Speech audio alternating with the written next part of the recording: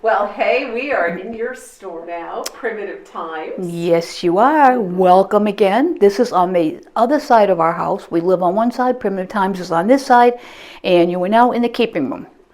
The keeping room has a fireplace in it, which is quintessential to be in keeping rooms. Typically, keeping rooms back in the day would have had some type of a rope bed or a day bed in them. The keeping room was where the family gathered. The warmth was there. If somebody was sick or a child was sick, they would stay on the bed in that room. So I think that's probably one of the many reasons why keeping room always had to have a fireplace. So I had this full fireplace that I bought years ago when I was living in Dover, Delaware, and it's made the rounds across the country with me, and now it's perfect in the keeping room in the shop. Right now the shop's all set up for fall. 90% of what's in here is all handmade in America. I have such talented artisans that I'm so lucky make things for me. I have antiques throughout the shop. I do most of my own picking. That way I get exactly the look that I want. I get the pricing that I'm looking for. And it's a lot of fun because I have so much in my own home now that I fit more in, but technically I shouldn't. So when I'm out picking for the shop, it gives me a chance to look for something else too. So it's a lot of fun, and always finding different things out there, regardless of where I end up getting them. Another few weeks I'll be changing the seasons, getting ready for the Christmas holiday, which is coming upon us so fast. But by about the middle of October, the shop will start transforming into Christmas.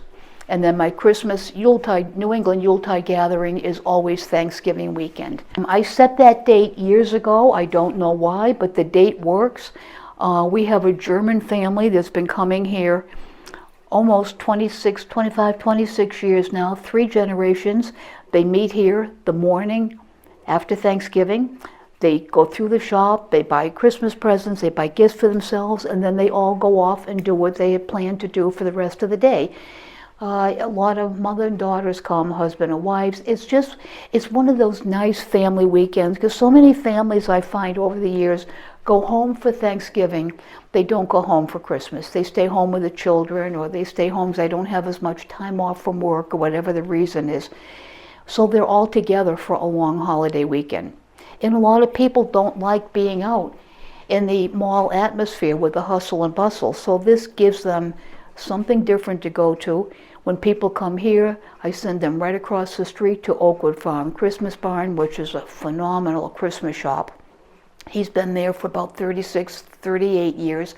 So they have 2 entirely different shops side by side, both of which are very comfortable, very laid back, but you'll see a lot of different things in both of them.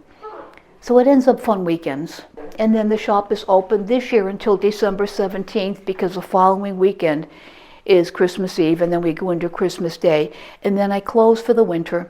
I never did that, but I did it the year of COVID because we all pretty much had to. Right. And then I decided to stay closed winters because it just gives me a chance to get downtime. And if I was going to stay closed at all, the dead of winter in New England is the best time to do it, because we never know what Mother Nature is going to give us. That's true. Yeah. We just don't know, and there's been so many weekends that I've opened and people couldn't come out for their own safety because of the weather. And usually what I do is have one special sale in February. Anyone on our email mailing list will get an email about it, and I did that last year, and Mother Nature was on our side. Oh, that's good. People were getting cabin fever, so it was a great weekend. Everyone had a good time. We all got to visit. So I'm leaning to do that again next year. The only drawback to that is I have to wait till about 2.5 weeks prior to that, because I watch the long range forecast on the computer, and I just pray the meteorologist is correct. And I do just one weekend and one weekend only, because in the middle of winter I can't plan 2 or 3 weekends out, because we could have blizzards 3 weekends in a row. You just don't.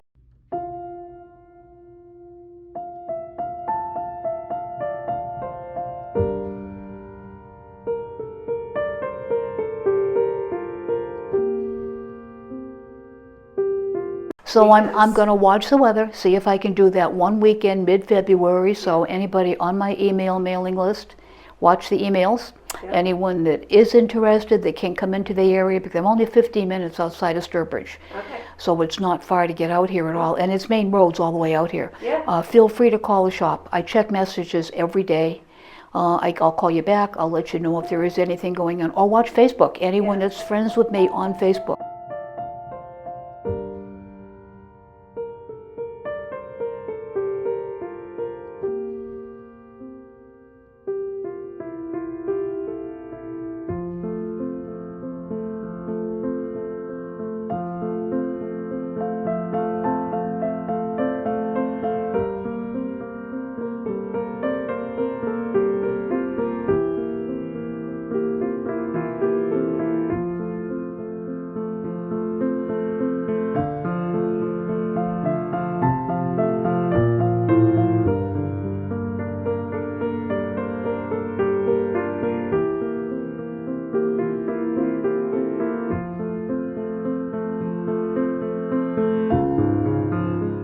This is the kitchen, and we still have all the plumbing out here and the sink. I've just hidden it. This dry sink in the corner my husband made because behind that, for one of the previous owners, is the washer and dryer hookup.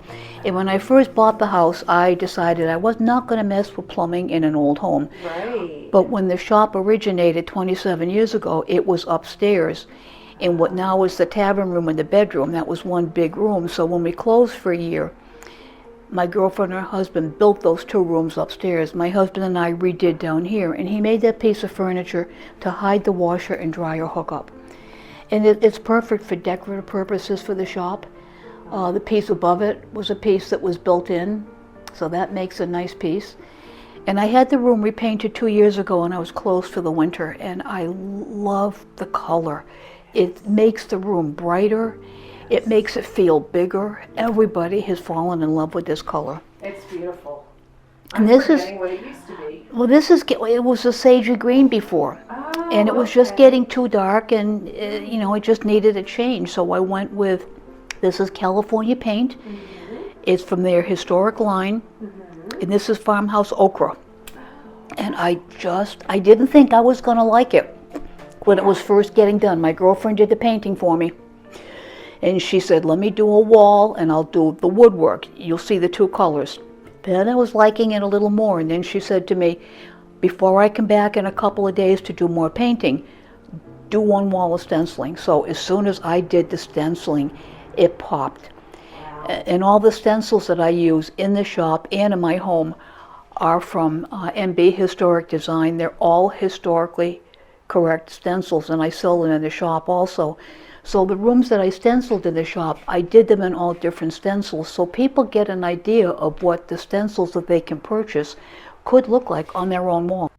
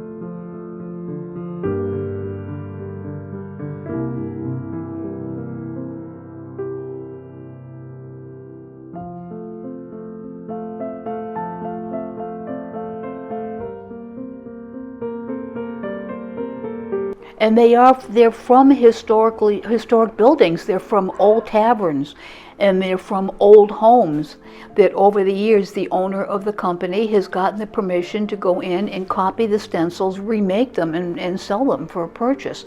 So these are authentic, very old, early designs in the stencils. And the nice thing about stenciling, like this stencil that's in the kitchen here, Yeah. this is all one stencil. But you don't have to use all this. You can use just this. Sure. You can use just this. Yeah. The stencils, so many of them have 2 or 3 components to them that you can take those components out and mix and match. Right. So out of 2 stencils, you could have as much as 4 or 5 different looks depending on what your taste is. Oh boy. One room I stenciled over the years just this and this. Yeah. I took this little starburst and I ran them across the top. Oh, interesting. I also used a larger stencil, and I used it upstairs years ago in my hallway because the hallway only had one little light switch in it on the wall. I had a tin lamp, and I wanted to brighten it up, so I took larger stencils and randomly stenciled it to look like wallpaper. Wow. So once you start stenciling, there's so much you can do, and stenciling is foolproof. You That's cannot mess it up. The only way you can mess it up is if you don't keep your stencil tight enough with the tape, Yeah. or you put too much paint on the brush. Exactly. Those are the two. And it's things. so easy. You just take your brush and you just hit the brush like this with paint on it into paper towels Yeah. until you think there is nothing left on that paintbrush. You'd be Yeah. surprised how much paint. Yes. And the good thing too, you don't have to do it all in one day. Yes. If you Yes. run out of time after you've worked on it for 2 hours, you can't finish anymore. It doesn't compromise the project. That's true. You can go back and do it 3 months later. That's true. Same thing with glazing the walls. It's the That's same true. principle. Yep. There's Oh, all yeah. different designs there. There's some hanging on the back, all different, but Oh. they're all authentically historic stencils. And in this room, I stenciled with a whole different pattern, so people could just get a different effect. Right. The keeping room is stenciled with a different pattern. So some people need to see exactly what something will look like on the wall, so this gives them an idea of what it will look like. And these are a lot of my Americana vintage candles here and here, and there's more there, and they're just, I think now I probably have 6 or 8 fragrances that initially came in those candle lines. And I have more that are doing this. I have 4 or 5 cases due in 2 weeks. My jar candles are made in town by a girlfriend of mine. We've been friends for about 24 years. She makes one of the best candles. They're a soy or a soy blend. She makes her own wicks because she didn't like the way the wicks were burning, and I've learned over the years that a hot burn with a wick will give a better scent throw. I've also learned over the years in making jar candles, the best way to do it is to layer wax oil from the bottom up. Many manufacturers, large and small, concentrate the oil on top. So you go into a shop, you smell the oil, you say, this is phenomenal, I love this, I'm going to bring this home. Then you burn this much, there's nothing left of the scent, but you spent the money, so now you're burning a jar candle just for the look of a candle, but you're not getting the scent out of it. Right. I realized that's why she does it the right way. She makes these all in small batches in her kitchen. I don't know the reason behind small batch being the best way to do it, but I've seen that written a lot. I have to remember to ask Eva one day why that is so good. But they're all made right here in Spencer, Mass, right in her kitchen.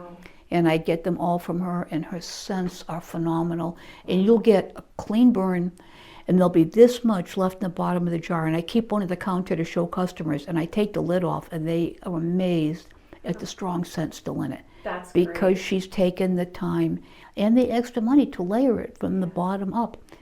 And they're still an inexpensive candle. They're $14.95 a jar.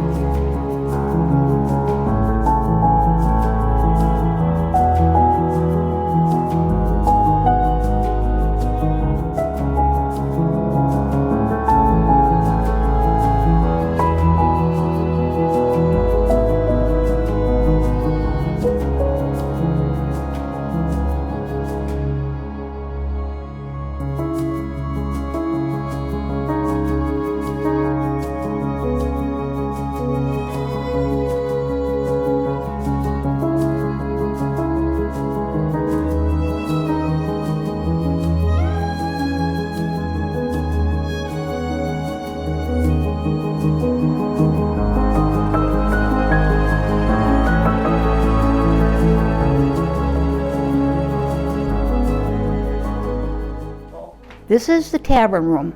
This second floor is actually where the shop started 27 years ago. This was one big room, and I wanted the shop to prove itself. After about 3 years it proved itself. We closed for 1 year.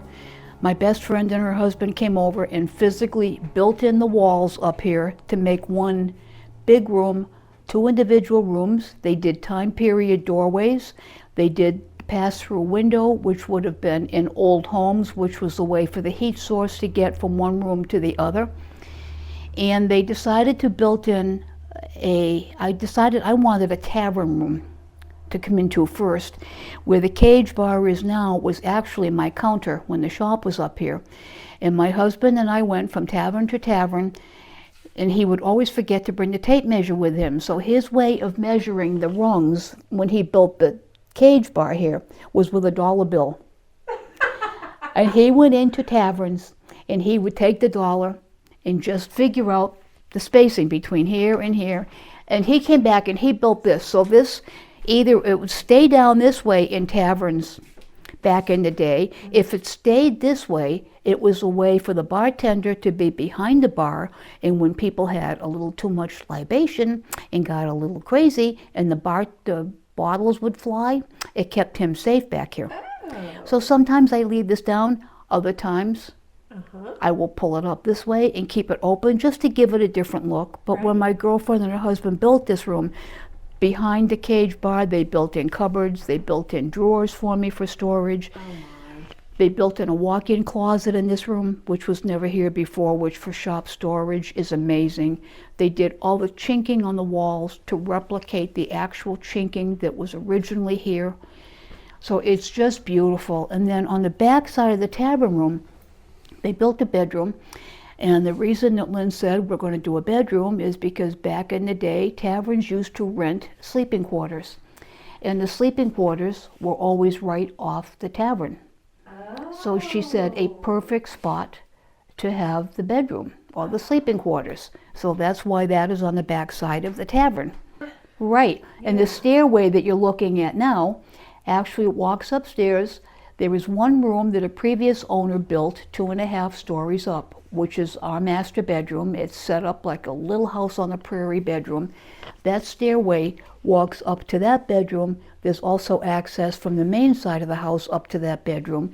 So when it's really cold in the winter, we have a pellet stove up here that heats this side of the shop. We open that wooden door. The heat from the pellet stove also will go up into the master bedroom and actually warm the entire second floor, not only the shop, but the house. So the nice part of that is that our furnace doesn't have to work anywhere near as hard as it used to. So in the long run, I'm actually saving on fuel, even though technically I have 2 heat sources. Wow. The furnace for the house and the makes pellet sense. stove for this side. Yeah, that makes sense though. So it's actually cheaper in the long run to heat a house this big, because this home, even though originally it was a 2-room schoolhouse, which technically you'd think one little room, this is 4,500 square feet. And it's now a total of 14 rooms, but it was initially just 2 rooms. That's amazing. Have you ever met anyone who went to school here? Yes, we've had 2 people that have come here. One lady actually stopped the day I was moving in with her grandchildren. She wanted to show them where she went to school. Another lady has come back in the meantime that used to go to school here. And we had a gentleman that my husband used to have coffee with all the time who went to school here, and he was telling us things about the teachers. They told us where the stairway that walks up to the second floor now used to be a pass-through hallway with the old hooks where the kids would hang their coats. So I thought it was going to be so easy to find information about a schoolhouse, but it's been extremely difficult. I found more information from people that physically went to school here. So I've had 3 over all the years that I've lived here. So it's been pretty nice to have them come in and reminisce about the old days. I bet it has. Yeah, it was nice. Yeah. Yeah, and this whole beautiful. I mean, everything's beautiful. Thank you. It's beautiful as a store. It would be beautiful to live in. Well, the nice thing about having these 2 rooms now, every room in this house coordinates. Yeah. So years down the line, when we finally have to downsize, someone can come in and purchase this home. This could be a whole master suite. The master bedroom could be there. It could be 2 more bedrooms because each room now has walk-in closets. Technically, a bedroom has to have a closet. Right. So it was, not only was it good for the shop to get every room to match and have this redone, but it's going to be phenomenal for future purchase. And I did have a real estate agent already told me this would make an awesome B&B. Oh. If the town would approve all that, she said it would be phenomenal for B&B because all the room is here. That's true. And this brings you now into the sleeping quarters of the bedroom. Wow. And the old stove that's here was original here when I bought the house.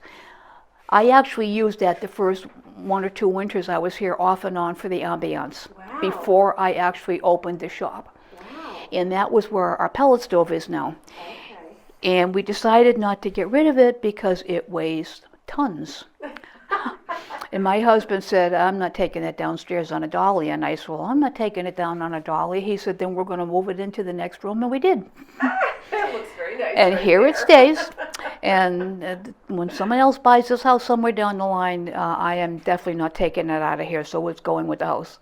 Wow. But it's a conversation piece, if nothing else. Yes. It goes with the time period of the house because the house was built in 1871. This would have been the stuff back in those days. It would have been used as a coal or wood stove. Right. So it's perfect. It is. And the hearth is already here. Yeah, that's true too. So it works very, very well. Wow. It does. So can you turn that on now? Yeah, we're just, we could probably use it. I don't know if we could use it again now. I don't know if this is actually, I don't think when we moved it, this was actually set into the chimney area or the fireplace. So because of the pellet stove being hooked into it. But, it works for aesthetics anyway. Sure it does. But now, like I say, every room of the house matches because some people just can't visualize a whole house looking primitive or old-fashioned and then just one empty room. They wouldn't always know what to do with it. Many would. Right. This way, every single room looks the same. It would all blend for whatever use someone would like to do it and use it for somewhere down the line. And in the meantime, I'm just going to keep enjoying it.